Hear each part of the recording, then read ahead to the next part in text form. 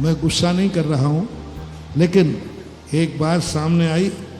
यहाँ भी अशोकनगर भी कुछ दुर्जन हैं, कुछ लोग, कोई लोग शिविर देख करके आनंदित हो रहे हैं, कुछ लोग शिविर की कमी निकालने को फिर रहे हैं।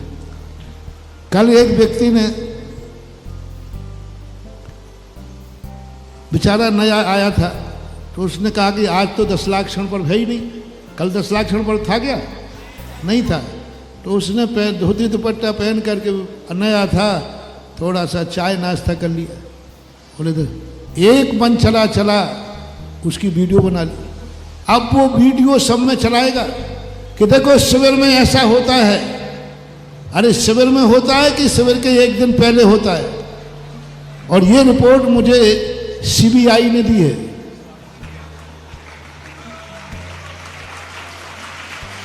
मैं नाम और बल्दियत के दी है, और यह चीज मैं कमेटी को और कमेटी से पुलिस को देता हूं कि आप इसको पुलिस तक भेज दें कि आपकी सीबीआई सफल हुई और आपने अपराधियों को पकड़ लिया। इनका नाम है, एक ऐसे लोग हैं जिनको यही खुशी नहीं हो रही कि अशोकनगर में चौथा काल बरस रहा है, उनको यही खुशी नहीं हो रही कि हजारों लोग आए। उसको ये तो नहीं कहा, उसकी वीडियो बना ली। अब वो रो रहा है बेचारा कि मैंने कहा कोई बात नहीं, कल था, कल कोई बात नहीं। बोले हमें मालूम नहीं था। मैंने कहा आज तो 10 लाख क्षण है ही नहीं। लेकिन दुष्ट देखो कैसे है।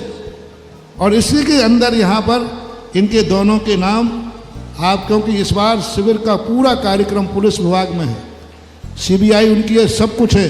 ये नाम पुलिस विभाग को दे दी जाए। अध्यक्ष जी, नाम का ये है, 2 नाम मैं नाम बोलने के लिए लिखे हैं, नाम लिखे हैं। अध्यक्ष जी आपके नाम हैं, ये अशोकनगर के ही हैं, दोनों एंटी ग्रुप के हैं, जो शायद किसी साधु के कहने पर, शायद किसी ग्रुप के कहने पर वो यहाँ कैमरा लेके घूम रहे हैं। लेकिन तुम कितनी कैमरा लेके घूमना, मेरे कैमरे से तुम बच नहीं पाओगे।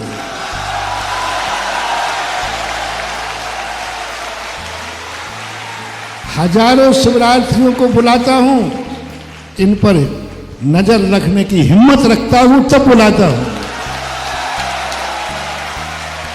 तुम 200 लोगों की बारात नहीं संभाल पाते, हम हजारों की बारात संभालने की हिम्मत रखते हैं तब बुलाते हैं।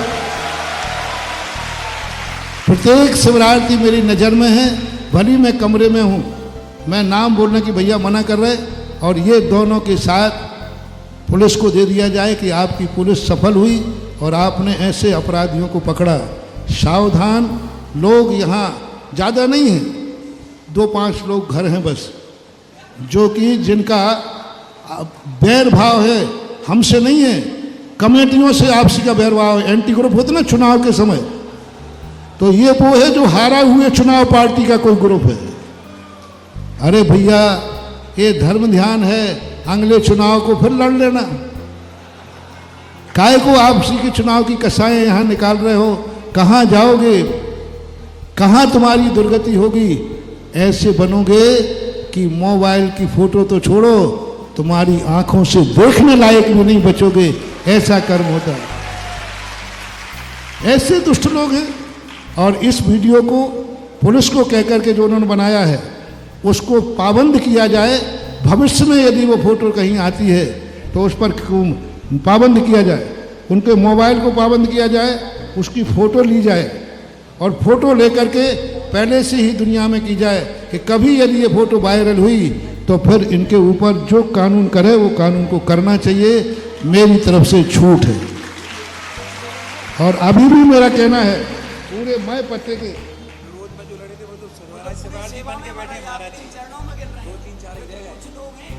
और बाकी तो सब हमारे सब शिवरार्थी बने हैं। मात्र उनमें भी 2-4 लोग हैं जो किसी के कहने पे चल रहे हैं।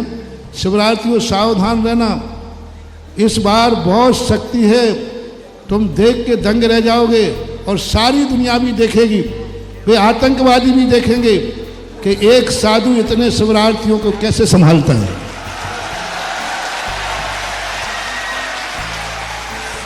और मैंने भी अपनी चारों तरफ कीलें ठोक दी हैं। हाँ, मैं भी कोई कम थोड़ी हूँ, मैंने इतने सारे मक्खियां नहीं भगाई हैं रे। मैंने भी चारों तरफ कीलें ठोक दी हैं और वे कीलें भी अपना ऐसा काम करेंगी कि शायद भगवान करे मेरे दुश्मन का भी कभी विनाश ना हो, उसका भी बुरा ना हो। वो तो मेरा बुरा कर ही नहीं पाएगा, मेरे शिविर का बुरा कर ही नहीं पाएगा। आज तक दुनिया का कोई व्यक्ति पैदा नहीं हुआ जो सुधा सागर और सुधा सागर कार्य का बुरा कर सके। ना कर पाया है, ना कर पा रहा है और ना कर पाएगा, क्योंकि मेरी दृष्टि राम की दृष्टि है। इस बल पे बोल रहा हूं कि मेरी दृष्टि पारसनाथ की दृष्टि है, मेरी दृष्टि मनोवती की दृष्टि है और मेरी साधना है सत्येषु मैत्री। मैं दुश्मन को भी मित्र दृष्टि से देखता हूं। इसका चमत्कार है ये कि आज तक कोई बिगाड़ नहीं पाया, बिगाड़ नहीं पाएगा। सब सिर से पहाड़ फोड़ के ले जाएंगे। या तो जो स्थिति में जो इस शिविर से टकराएगा या तो सम्यक दृष्टि हो जाएगा या चूर चूर हो जाएगा। इसलिए मेरे पास जो सीबीआई ने दिया मैंने समाज के सामने रख दिया। आगे हिदायत है, पुलिस वालों से कह दो कि वो ऐसे लोगों को ब्लैक हिस्ट्री शीटर घोषित करके इनको पहले से ही 10 दिन के लिए थाने में बैठा दें, जिससे उनका भविष्य उज्जवल रहे। मैं उनको थाने में इसलिए नहीं बैठाना है कि अपना कुछ बिगाड़ देंगे, नहीं, उनका भी नहीं बिगड़े। ऐसी चीज़ों पे यदि वो कर्म बांध लेंगे तो बाल बच्चे वाले हैं, परिवार वाले हैं, उनका कुछ हो जाएगा तो मुझे दुख होगा। इसलिए उनके हित में यही है कि 10 दिन के लिए उनको ऐसा इंतजाम कर दो जिससे वो ये पाप न कर पाएं। ये मेरा दया भाव है, ये मेरा क्षमा भाव है। महाराज श्री, चुनाव भले ही लोगों ने विरोध में लड़े हो, लेकिन आज आपके चरणों में शिवरार्थी बन के भी बैठे हैं।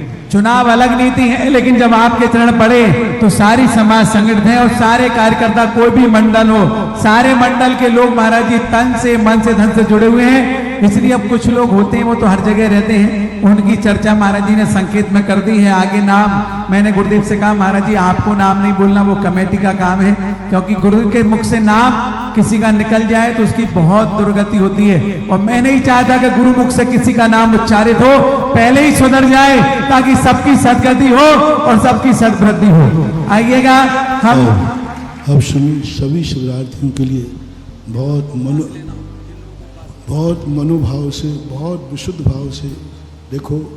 मैंने कहा ना, आपको देख करके पूरा अशोक नगर गदगद है। आपकी सेवा करके ये दोनों परिवार अवभाग्य मान रहे हैं। और इन्होंने तो ये कहा था, कितना कुछ भी लगे हमारी जिंदगी में इससे बड़ा सौभाग्य नहीं होगा। तो जे अब सौभाग्य मान रहे हैं तो आपको अपनी चर्या ऐसी करना है।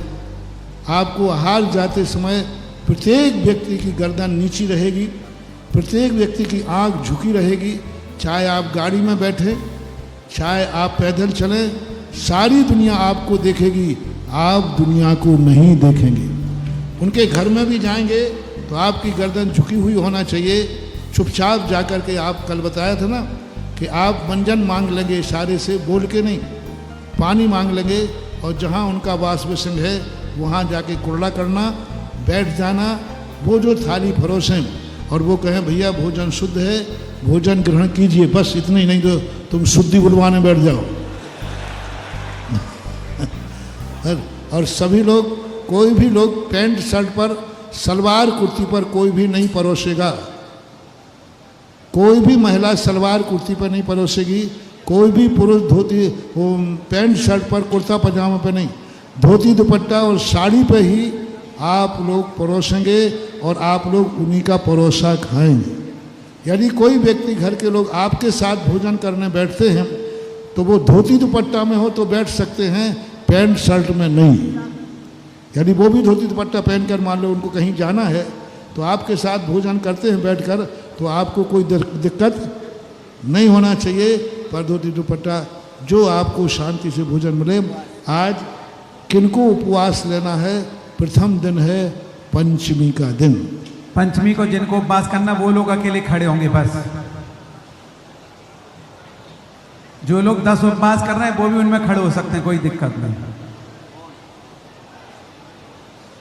ठीक है, कम से कम 250 से 300 लोग। हाँ होंगे, 250-300 लोग होंगे। हाँ दे रहे हैं। आप लोग कायस्वर कर लें आज का उपवास। और उपवास वालों को इसी पंडाल में रहना है, पंडाल के बाहर नहीं घूमना। आहार लेने जो जाएंगे वो बाद में बाजू में मंदिरों के दर्शन करने नहीं जाएंगे।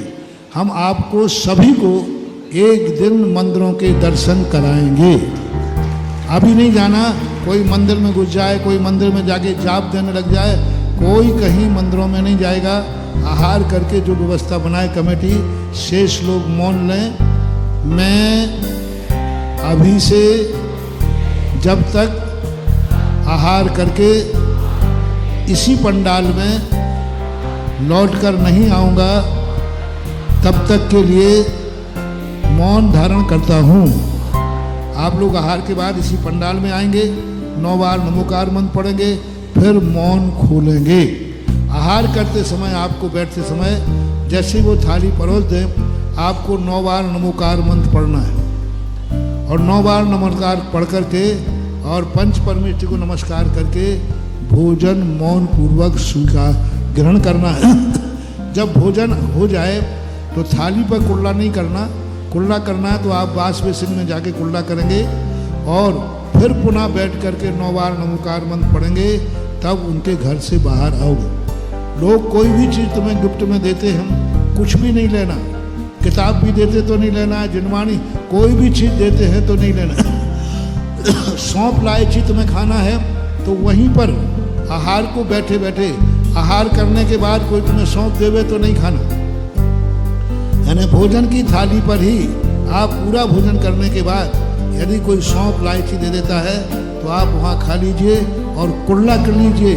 कुल्ला करने के बाद फिर आप मुंह में कुछ भी ग्रहण नहीं करेंगे। ऐसे मौन का कायस्वर। आगे के निर्देश पीछे के लोग बैठ जाओ।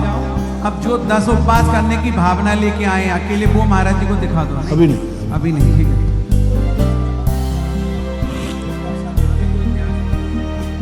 नमक आदि जिनका त्याग, ऊपर से नमक नहीं लेना। यदि डला हुआ है तो अंतराय नहीं करना। ऊपर से नमक आप नहीं लेना। और परोसे आदि का ऐसा कोई नियम नहीं लेना कि एक परोसा खाएंगे, 2 परोसा शाम। और अभी कोई रस्सी नहीं करना आपको। दशलाक्षण में घर में रस्सी चल सकती थी क्योंकि वहाँ आपका घर था। यहाँ कमेटी लोगों को मालूम नहीं रहता।